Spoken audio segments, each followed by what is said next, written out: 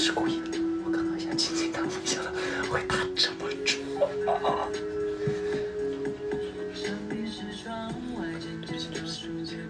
我是太害怕，你知道，有时候你害怕，你会止不住的那一种，真的不是故意的。你们刚刚能看到吧？我刚刚不是有意的要打他，我是他在那故意那个声音，我就不小心就拍上去了。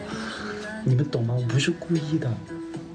没事没事没事，就当是我们人生中的被一个小小的挫折，这个是人生中小小的挫折。是打到眼睛了。人生中小小的挫折，我们。